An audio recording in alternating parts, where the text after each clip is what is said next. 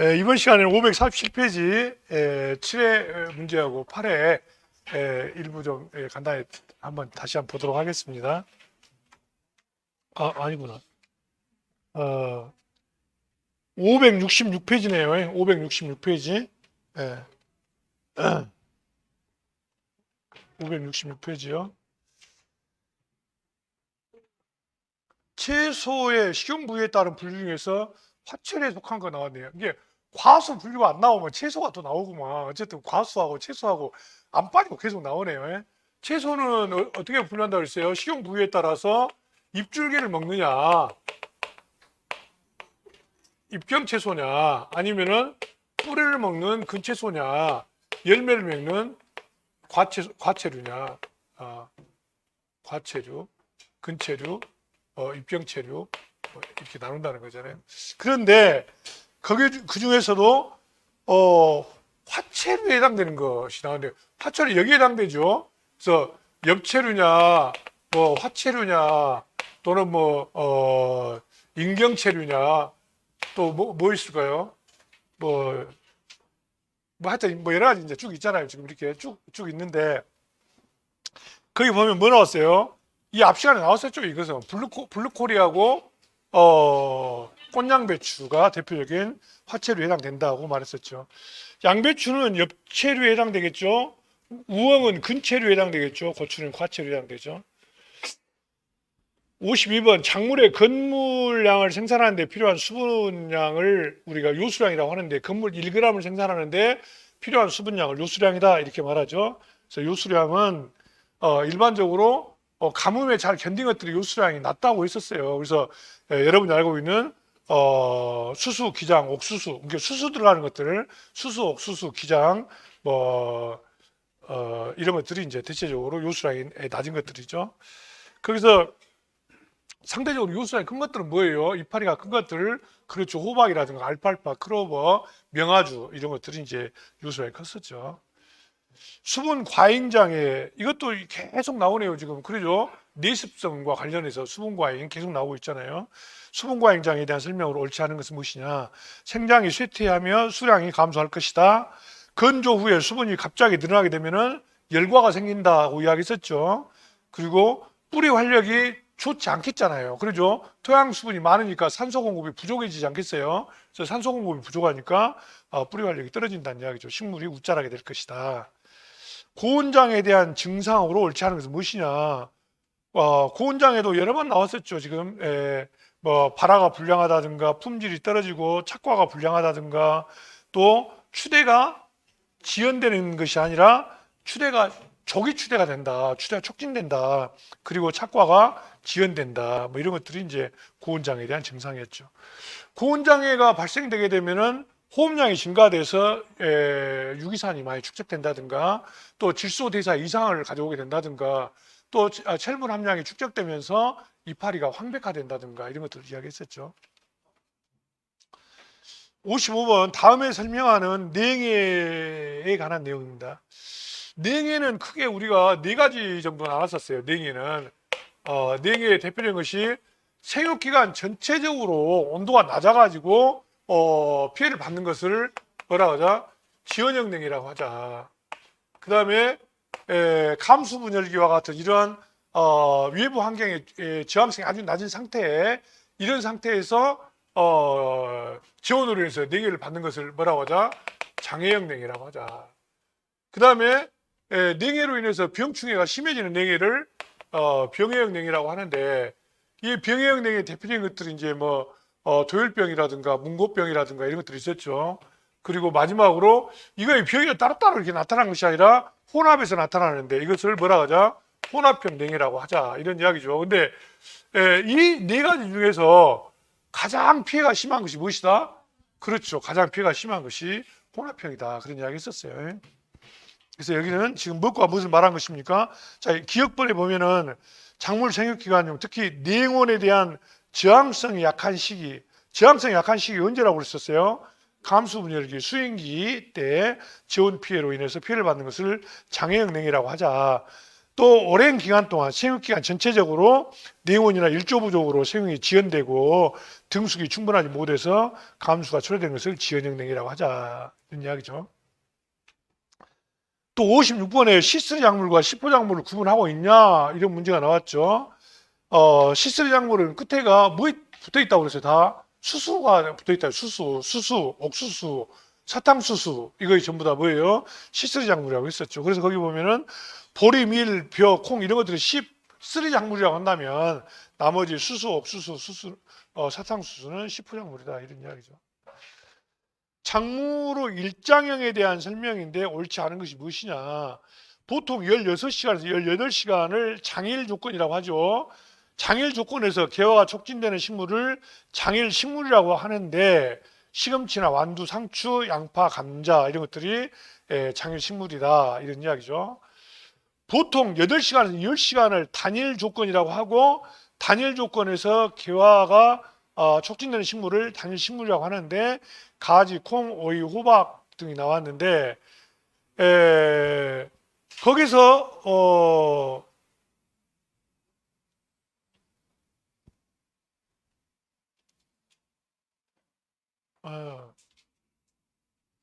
가지라든가 오이, 호박은 단일 식물이 아니라는 거잖아요 지금. 그러죠?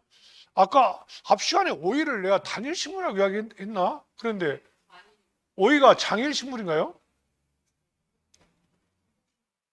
오이가 어디에다 그러죠? 오이가 무슨 식물이었어요? 오이가 단일 식물인 것 같아요. 단일 식물. 예. 예. 어쨌든 거기 예? 예. 어쨌든 여기서 호박이라든가 가지 이건 우리가 뭐라고 배웠냐면 중성식물이라고 배워요. 중성식물. 그러죠? 고추라든가 강남콩, 호박, 그 다음에 토마토, 당근, 가지 이런 것들은 전부 다 뭐예요? 일장과 관계없이 그죠? 일장과 관계없이 화합이나 촉진되는 그런 식물을 우리는 중성식물이라고 한다 이런 이야기예요. 그래서 이걸 앞자만 따서 제 친구 고강호라고 하는 친구가 있는데 공항을 말만 하면 계속 토를 달아. 아주 짜증나 죽겠어요. 다음번 모임에 참석하지 말아야겠어요. 하도 토를 많이 타니까. 그래서 이렇게 앞자를 따가지고 이것은 일장과 관련 없이 열매를 맺는다 이 말이죠. 그래서 거기 3번에 보면 그 내용이 나왔잖아요. 일장에 영향을 받지 않는 식물을 뭐라고 하자? 중성식물이라고 하자. 그래서 토마토, 당근, 강낭콩 등이 있다는 이야기 나와 있고 좁은 범위에서만 화성이 유도 촉진되는 식물을 무슨 식물이라고 하자? 정일식물 또는 중간식물이라고 한다는 이야기입니다. 그래서 이게 대표적인 작물이 있었죠. 사탕수수 106이라고 하는 106은 모른다 하더라도 F106은 모른다 하더라도 사탕수수는 12시간에서 12시간 45분에 이렇게 일장이 아주 제한적으로 짧게 정해졌다는 이야기예요. 그래서 일장이 정해졌다라고 해서 정일식물이라고 하고 이걸 다른 말로 중간식물이라고 한다. 그래서 이 중간식물이라는 말은 뭐라고 구분해야 돼요? 이 중성식물이라는 말과 구분해야 돼요. 중성식물하고 중간식물은 전혀 같은 말이 아니다. 라는 이야기예요. 이게 중간식물은 금방 이야기했던 뭘 말합니까? 사탕수수가 여기에 해당된다는 이야기예요.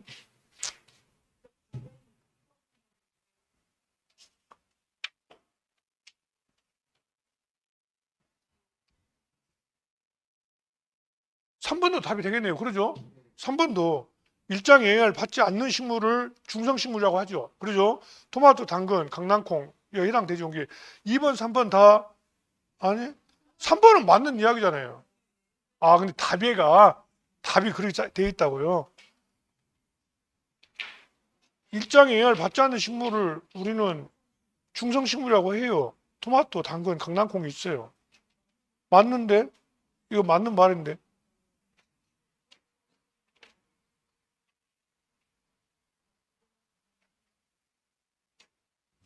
이거 맞는데 이거를 혹시 누가 이렇게 이제 의의를 제기할 수는 있겠어요. 의의를. 왜 그러냐면 일장의 영향을 받지 않는다는 표현보다는 광범위한 일장 조건에서 이렇게 해야 정확한 답이거든요. 이게 광범위한 일장 조건이라는 말을 여기서는 아예 일장을 영향을 받지 않는다 이렇게 하면 틀린 거 아니냐 이렇게 이제 의의를 제기할 수는 있겠죠. 의의를. 그러나 내가 볼 때 여기서는 답을 3번도 답이라고 하기는 좀 애매한 부분이 있는 것 같아요. 제가 보기에는 답은 2번이 답인데 2번이 지금 장기식물과 단식물을 구분하고 있느냐 문제인데 중성식물을 일장의 영향을 받지 않는 식물이다라고 하는 말이 아니라 광범위한 일장 조건에서 이게 이게 광범위한 일장 조건이란 말은 뭐예요? 헤어 길이가 길어도 되고 헤어 길이가 짧아도 되고 그래 이제 이거를 의미하는 것 같아요. 그래서 이걸 누가 의의를 제기해서 답을 둘로 했지 않았는가 싶은 생각이 들어갑니다. 네.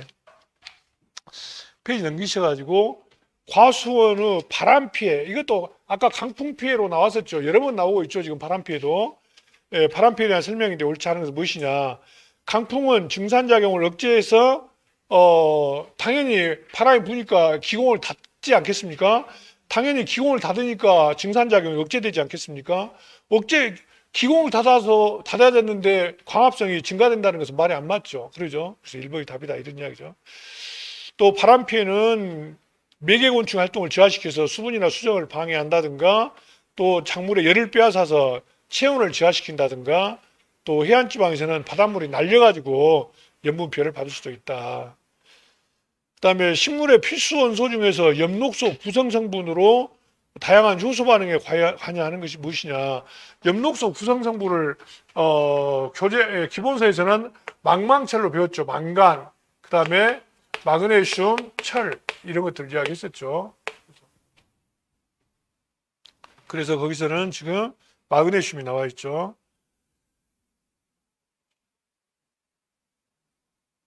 그 다음에 염류집적에 대한 대책이 아닌 것이 무엇인가.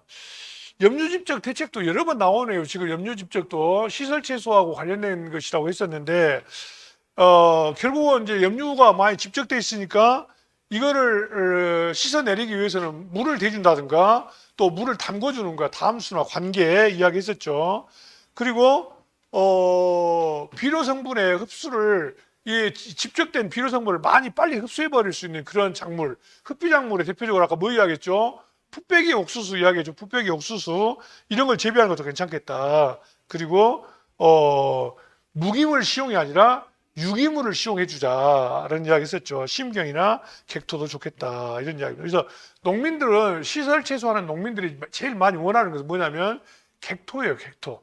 새로운 흙을 좀 많이 넣어주라. 그래서 우리가 직접 못하니까 농협이라든가 지자체에서 시설 채소 농가들을 위해서 객토 사업을 좀 해주면 좋겠다 이런 걸 많이 원해요. 그 다음에 수바라도 여러 번 나오죠. 지금 61번에 수바라에 대한 설명인데 옳지 않은 것은 해서 결실기에 종실이 이삭이 달린 채로 싹이 트는 것을 뭐라고 하자? 수바라라고 하자는 이야기죠. 결실기에 벼가 우기에 쓰러졌을 때, 토복이 되었을 때 자주 발생하는 것이고요. 조생종이 만생종보다 수바라가 잘 발생한다라고 되어 있는데 이 말은 무슨 이야기냐면 조생종이나 만생종이나 이삭이 물속에 잠겨야 싹이 트는 것이 조생종과 만생종과 뭔 상관이냐 이렇게 말할 수 있겠는데 이건 무슨 이야기냐면 조생종은 장마철에 조생종은 이삭이 나온다는 이야기예요. 그래서 보통 장마철이 보통 7월에 시작돼 가지고 9월까지 보통 장마가 이어지잖아요. 근데 이때에 이삭이 나와서 익어가는 것이 조생종이다 이 말이에요.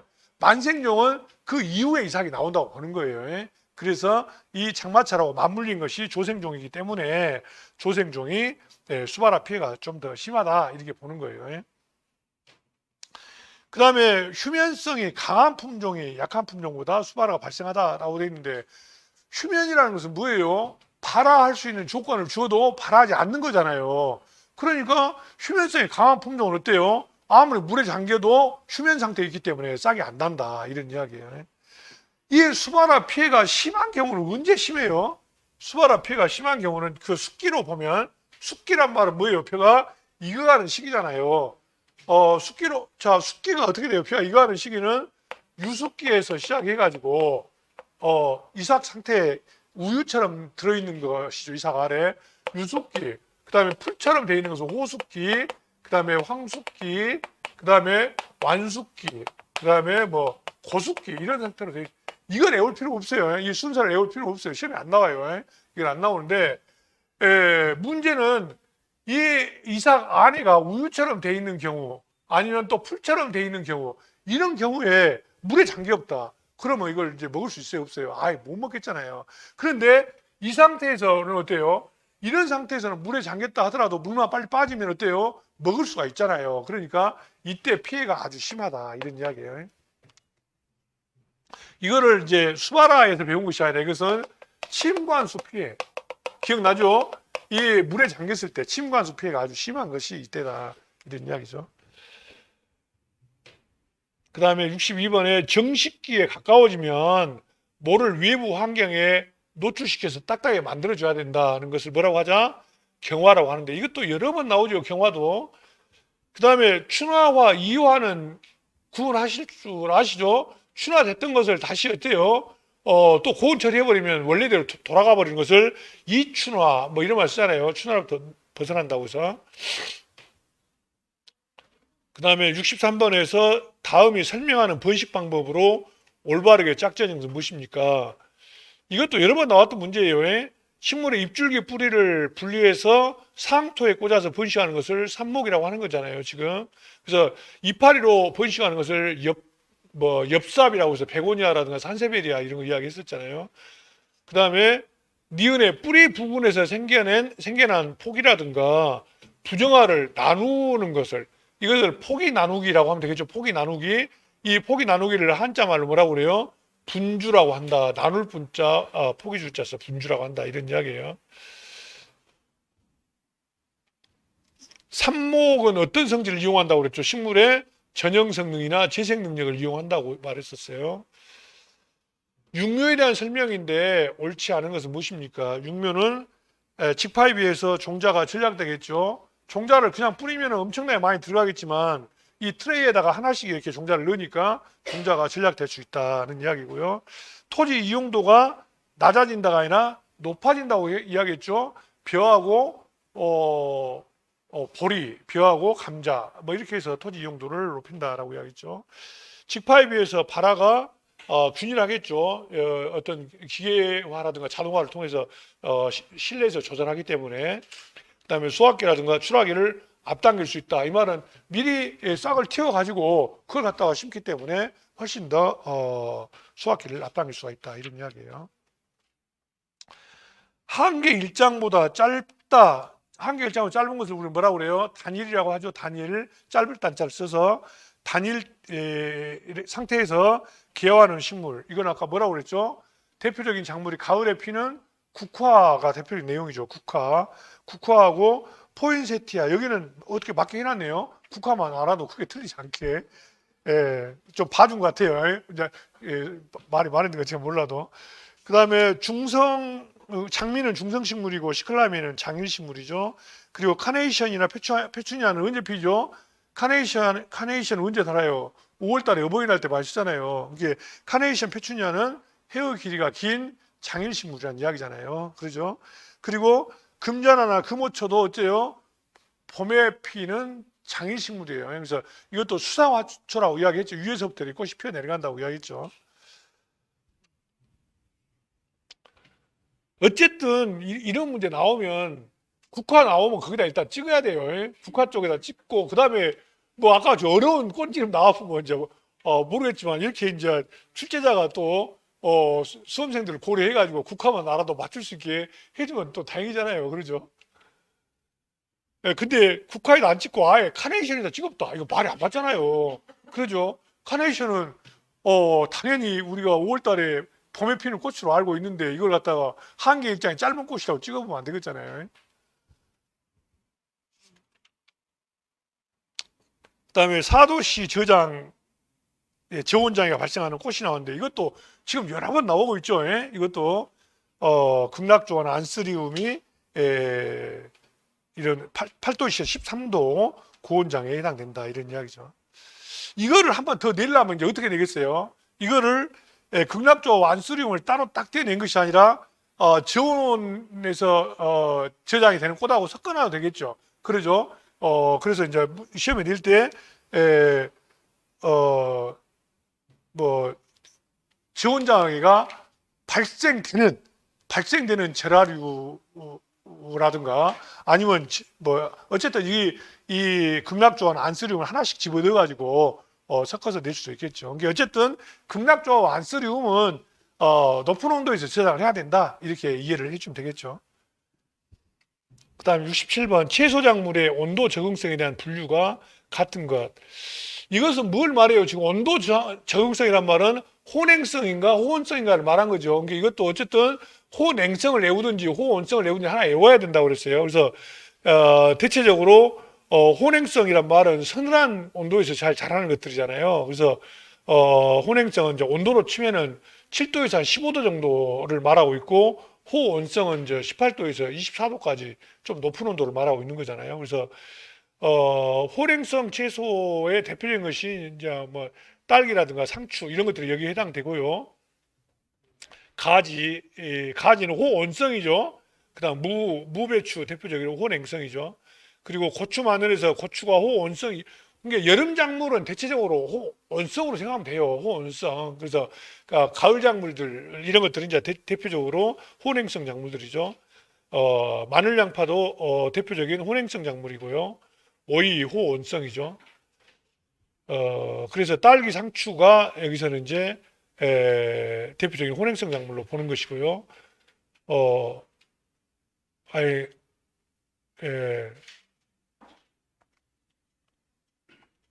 그 다음에 호냉성 과수가 있어요. 호냉성 과수의 대표적인 것들이 이 차가운 온도에 잘 자라는 과수들 있잖아요. 사과배 같은 경우, 사과배가 대표 여기 해당되고, 사과배가 좀 추운 기온을 잘 견딘다면 추운 기온에 약한 호온성 과수는 뭐가 있을까요? 꽃이 피어가지고 조금만 차도 죽어먹고 있었죠. 복숭아. 그래서 복숭아라든가 감도 아주 추위에 약해요. 감도. 그래서 조금만 추워도 감이 그냥 꽃은 그만두고라도 그냥 가지가 죽어버려요. 나무가 죽어버려요. 그래서 이 복숭아라든가 감 이런 것들이 호온성이다, 이렇게 이해하시면 되겠습니다. 그 다음 68번에 저장성을 향상시키기 위한 저장 처리. 이 저장 처리는 앞으로도 시험에 한 번 더 나올 것 같아요. 지금 계속 안 나왔어요. 저장 처리는 처음 나왔는데 제가 보기에는 계속 더 나올 것 같아요. 수박 같은 경우는 원이 높다고 그랬어요. 수박 자체가 뜨거운 햇볕에 있기 때문에, 온도가 높기 때문에 이것은 바로 저장하면 안 되고 뭘 시켜야 된다? 예냉을 시켜야 된다라고 이야기했어요. 예냉. 수박하고 예냉하고 같이 연결해 주면 좋겠고요. 그 다음에 감자나 고구마는 무엇으로 연결해야 돼요? 큐어링이라고 이야기하죠. 큐어링. 왜냐하면 감자나 고구마는 땅속 작물이기 때문에 이걸 수확하는 과정에서 상처가 난다고 그랬잖아요. 그래서 그 상처를 아물게 해주는 것을 뭐라고 한다는 이야기예요? 큐어링이라고 한다는 거예요. 큐어링도 영어로도 낼 수 있겠죠. 그 다음에 마늘은 휴면이 끝나면 싹이 자라 상품성이 저하될 수 있기 때문에, 이게 마늘을 저장해 놨는데 거기서 마늘이 싹이 계속 올라와 본다는 이야기예요. 올라와 버리면 상품성이 떨어져 버렸잖아요. 이게 싹이 안 올라오게 하기 위해서 새로운 싹을 여기서 맹아라고 하는데, 이걸 올라오지 않게 하기 위해서 맹아 억제 처리를 해주면 좋겠다, 이런 이야기예요. 맹아 억제 처리하고 같이 이해를 좀 해야 될 것이 에틸렌 작용 억제제란 말 기억나십니까? 에틸렌 작용 억제제. 이건 이제 꽃이죠, 꽃. 이 절화의 저장성을 높이기 위해서 일부러 어때요? 에틸렌 억제 처리를 해가지고, 에틸렌 처리가 이제 노화 촉진제잖아요. 빨리 시들어 버리니까 이걸 막기 위해서 에틸렌 억제 처리제를 처리했었어요. 그 다음에 결고배추는 수분 손실을 줄이기 위해서 수확한 후에 바로 저장고에 넣는다.